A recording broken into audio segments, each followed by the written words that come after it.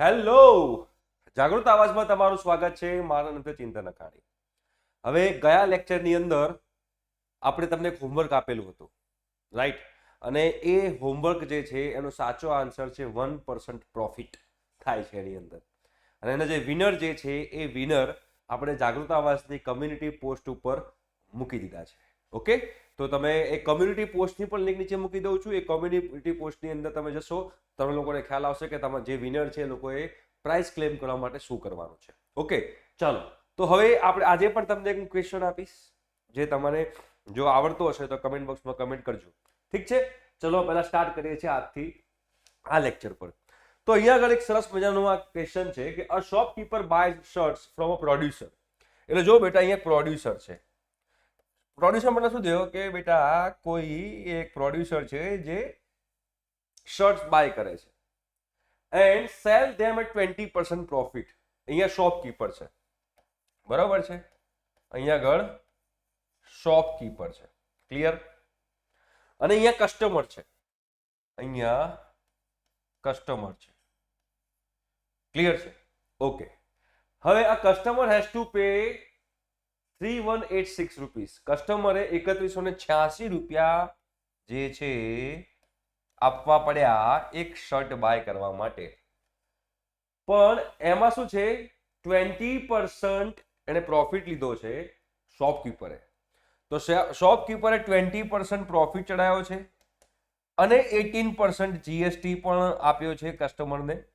અને પછી કસ્ટમરને 3186 રૂપિયામાં પડ્યું છે. તો એણે અહીંથી કેટલા રૂપિયામાં પરચેસ કર્યું હશે? અહીંથી એને કેટલા રૂપિયામાં પરચેસ કર્યું હશે એ અહીંયા આગળનો એનો ક્વેશ્ચન છે, બરોબર છે? તો ધારો કે આપણે એક્સ રૂપિયામાં પરચેસ કર્યું છે, તો એક્સ રૂપિયામાં હું 20% પ્રોફિટ ચડાવું તો શું થાય?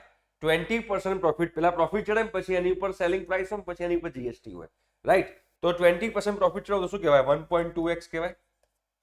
અને 1.2x જે છે એની ઉપર હું 18% જીએસટી લગાવું તો એના ગુણ્યા મારે શું કરવું પડે? 1.18 કરવું પડે ઇન્ટુ. અને આ જે છે એ તમારું થઈ ગયું 3186 રૂપિયા. એટલે જે મૂળ જે એક્સ પ્રાઇસ હતી એની ઉપર 20% નું પ્રોફિટ ચડાવું છું બેટા, તો 1.2x થાય છે. અને એ 1.2x પર હું 18% જીએસટી ચડાવું તો 1.2x ઇન્ટુ 1.18 થાય. તો એક્સ બરાબર શું થયું? તો એક્સ બરાબર થયું 3186 ડિવાઈડ બાય 1.2 ડિવાઈડ બાય 1.18 આપણે કરીએ તો 2250 રૂપિયા તમારો આન્સર છે. તો એણે જે પ્રોડ્યુસર જે છે એ પ્રોડ્યુસર પાસેથી 2250 રૂપિયામાં એ શર્ટ પરચેસ કર્યું હશે. ક્લિયર છે? ખબર પડી ગઈ? યસ. ચલો, તો એના પછીનો આપણે એક્ઝામ્પલ જોઈએ. અગેન આ ચાર્ટ છે, ઓકે, બાર ચાર્ટ આપેલો છે અને બાર ચાર્ટ આપણને રીડ કરતા આવડવો જોઈએ. જો ઘણી બધી જગ્યાએ પાઈ ચાર્ટ, બાર ચાર્ટ જે છે આવતા હોય છે અને એના બેઝ પરના એમસીક્યુ આવતા હોય છે, એટલે આપણને રીડ કરતા આવડવું જોઈએ. બહુ સિમ્પલ હોય છે ને એકદમ રોકડિયા માર્ક હોય છે. જ્યારે તમને કોઈ જગ્યાએ પૂછાતું હોય, ઇવન ગેટ એક્ઝામમાં પૂછાતું હોય કે તમારે જોબની પ્રિપેરેશન માટે જે તમે એપ્ટિટ્યૂડમાં તમારે કદાચ તમારી જે કોલેજમાં જે એપ્ટિટ્યૂડ આવતો હોય, જે કંપની આવવાની હોય, કંપની જે એપ્ટિટ્યૂડ ટેસ્ટ લે એમાં બી આ બાર ચાર્ટના એક્ઝામ્પલ ઘણી બધી વાર પૂછતા હોય છે, તો આપણને રીડ કરતા આવડવું જોઈએ. That's it. શું લખ્યું છે? The chart below shows the data of the number of cars bought by millennials and Gen X people in country from the year 2010 થી 2020 વચ્ચેનો કાર બાઇંગ ડેટા આપેલો છે, બરોબર? તો as well as the yearly fuel consumption of the country, એક વર્ષમાં કન્ટ્રીની અંદર કેટલું ફ્યુલ કન્ઝ્યુમ થાય છે એનો પણ ડેટા આપેલો છે, બરોબર? તો તમે જોશો તો અહીંયા લખેલું જ છે કે જે dark blue colour, dark black colour જે છે જેન એક્સ છે, બરાબર છે? અને જે આ ગ્રે કલર જે છે મિલેનિયલ્સ છે. અને આ જે ગ્રાફ જે છે એ ફ્યુલ કન્ઝમ્પશનનો ગ્રાફ છે. આ બાજુ આપણને ફ્યુલ કન્ઝમ્પશન આપેલું છે અને આ બાજુ number of people buying the cars જે છે એ આપણને અહીંયા આગળ આપેલું છે. તો નીચેનામાંથી કયો ઓપ્શન સાચો હશે એ આપણે આની અંદર સિલેક્ટ કરવાનો છે. તો હવે એની અંદર જો કન્સિડરિંગ ધ ડેટા પ્રેઝન્ટેડ, આપણે અહીંયા આગળ જોઈએ. પહેલો ઓપ્શન શું કહે છે? The percentage increase in fuel consumption from 2010 થી 2015 is more than the percentage increase in fuel consumption 2015 થી 2020. એટલે એવું કહેવા માંગે છે કે 2010 થી 2015 માં જેટલું ફ્યુલ કન્ઝમ્પશન ઇન્ક્રીઝ થયું છે, બરોબર, એ 2015 થી 2020 માં થયેલા કરતા વધારે ઇન્ક્રીઝ થયું છે. તો તમે જો અહીંયા આગળ આ સ્લોપ ધીમો છે અને અહીંયા આગળ આ સ્લોપ ફાસ્ટ છે, મતલબ કે 2015 થી 2020 ફ્યુલ કન્ઝપ્શન એકદમ ફાસ્ટ વધ્યું છે, ફ્યુલનું કન્ઝપ્શન એકદમ ફાસ્ટ વધ્યું છે. અહીંયા થોડું સ્લો વધ્યું છે, બટ આ શું કહે છે 2010 થી 2015 વધારે કન્ઝ્યુમ થયું છે રાધર દેન 2015 થી 2020. તો આ ઓપ્શન તમારો ખોટો છે, સાચો નથી. આગળ જો the increase in the number of millennial car buyers from 2015 to 2020 is less than the decrease in the number of Gen X car buyers from 2010 to 2015. એટલે શું કહેવા માંગે છે 2010 થી 2015, 2010 થી 2015 અને અહીંયા આગળ 2015 થી 2020 ધ્યાનથી સમજવાનું શું કહે છે, સમજવાનો પ્રયત્ન કરજો. The increase in the number of car buyers, number of car buyers 2015 થી 2020 કેટલા વધ્યા મિલેનિયલ્સના. તો 2015 સપોઝ આપણે અહીંયા વચ્ચે છે તો 45 આપણે કહીએ, બરાબર. અહીંયા 40 થી 45 એટલે 45,000 છે 2015 અને 2020 60,000 છે. તો 15,000 લોકોએ કાર ઇન્ક્રીઝ થઈ, 15,000 વધારે લોકોએ કાર બાય કરી મિલેનિયલ્સમાં, બરાબર. અને એ શું કીધું છે is less than the decrease in the number of Gen X car buyers from 10 થી 15. આમાં જોશો તો અહીંયા આગળ તમે જો 40,000 છે ને 30,000 છે, તો એનો મતલબ કે 10,000 લોકો એવા છે, 10,000 લોકો એવા છે જેન એક્સમાં કે 10,000 ઓછા થઈ ગયા કાર બાયર્સ. 2010 થી 2015 10,000 નો ઘટાડો આવ્યો જેન એક્સમાં, અને 2015 થી 2020 મિલેનિયર્સમાં 15,000 નો વધારો આવ્યો છે. તો આ એવું કહેવા માંગે છે કે જે વધારો જે છે એ ઘટાડા કરતા ઓછો છે. ના, વધારો જે છે એ ઘટાડા કરતા વધારે જ છે, 15,000 છે, રાઈટ. તો આ ઓપ્શન જે છે એ પણ તમારો ખોટો છે. નેક્સ્ટ આપણને શું કહી રહે છે કે the increase in the number of millennial car buyers from 2010 to 2015. તો 2010 થી 2015 કેટલા મિલિયનર્સ વધ્યા કાર બાયર્સમાં? તો મિલિયનર્સ કયા છે આપણા? તો અહીંયાથી તો આ કેટલું છે જો 20,000 અને 2015 કેટલું છે 45,000. તો 2010 20,000 હતા અને પહેલામાં 45,000 હતા. તો ટોટલ તમારા 25,000 ઇન્ક્રીઝ થયા. 2010 થી 2015 25,000 મિલિયનર્સ ઇન્ક્રીઝ થયા જે લોકો કાર બાય કરી હોય, બરાબર. 20,000 થી 45,000 હતું, એટલે is more than the decrease in the number of Gen X from 2010 થી 2015. 2010 થી 2015 કેટલો ઘટાડો આવ્યો જેન એક્સ માં? તે તો લખેલું છે 10,000 નો. તો આ એમાઉન્ટ આના કરતા મોટી છે એવું આ કહે છે. તો વાત સાચી છે, એ વાત સાચી છે કે હા બરોબર છે કે જેટલા લોકો બાયર્સ વધ્યા, જેટલા બાયર્સ વધ્યા, જે સંખ્યા જે છે એ સંખ્યા આમાં જેટલા બાયર્સ ઘટ્યા એ સંખ્યા કરતા વધારે છે. સાચી વસ્તુ છે. તો અહીંયા ઓપ્શન સી જે છે તમારો સાચો આન્સર છે, રાઈટ. એના પછીના આપણે એમસીક્યુ તરફ જઈએ તો આ તમારું હોમવર્ક રહેશે અને આ હોમવર્ક હું તમને આપું છું કે તમારે અહીંયા આગળ આપણને આવી રીતે આપેલું છે fn+1 is equal to fn plus fn -1 છે. અહીંયા આગળ આપણને બેટા f6 આપેલું છે 37 અને f7 આપણને આપ્યું છે 60. તમારે બેટા f1 તમારે ફાઇન્ડ કરવાનું છે, રાઈટ. અગેન તમારે કમેન્ટ બોક્સ પર કમેન્ટમાં તમારું નામ લખવાનું છે. ફોર એક્ઝામ્પલ હું કમેન્ટ કરીશ તો નેમ ચિંતન અખાણી, આવી રીતે હું મારું આખું નામ લખીશ, બરોબર છે. અને અહીંયા આગળ હું આન્સર કરીને આન્સર લખીશ, બરોબર. જે પણ તમારો આન્સર હોય એ તમારે આન્સર કમેન્ટ બોક્સમાં કમેન્ટ કરવાનો છે અને જે પહેલા 3 વિનર હશે એ લોકોને આપણે પ્રાઇઝ મની આપીશું, ઠીક છે. ચલો આગળ વધીએ. આ એક એક્ઝામ્પલ છે. અગેન આ લોજિકલ એક્ઝામ્પલ છે અને ઘણો સારો એક્ઝામ્પલ છે. તો આપણે સમજીએ. એક ફંક્શન બેટા આપણને આપેલું છે f ઓફ t, એક ફંક્શન આપણને આપેલું છે f ઓફ t જે છે 0.01t². એક આ ફંક્શન છે અને બીજું ફંક્શન છે g ઓફ t જે આપણને આપ્યું છે 4t. અને t જે છે t ની વેલ્યુ એ 0 થી ઇન્ફિનિટી ની વચ્ચે છે. હવે શું કીધું છે? Now consider the following two statements. આપણને બે સ્ટેટમેન્ટ કીધા છે. For some t greater than 0 gt is greater than ft. મતલબ કે શું કહેવા માંગે છે? એવું કોઈક t હશે કે એ t ની વેલ્યુ આમાં મૂકીશ, તો gt જે છે gt એ ft કરતા મોટું થશે. તો જો અહીંયા ધારો કે t બરાબર 1 મૂકીએ, તો અહીંયા gt શું થાય? g of 1 4 થાય, યસ. અને f of 1 શું થાય? 0.01 થાય. તો આપણને સિમ્પલ ખબર પડી જાય કે g of 1 is greater than f of 1. મતલબ કે હા એવો કોઈ t એક્ઝિસ્ટ કરે છે, કે એ ટી ની વેલ્યુ હું આમાં મૂકું તો એફ ઓફ ટી ની વેલ્યુ જી ઓફ ટી કરતા મોટી થાય છે. યસ, તો પહેલું સ્ટેટમેન્ટ સાચું છે. બીજું સ્ટેટમેન્ટ આપણે ચેક કરવાનો પ્રયત્ન કરીએ. શું કહે છે? there exists a t, capital T, such that f of t is greater than g of t for all t greater than t. એટલે આ સમજવાની વસ્તુ છે.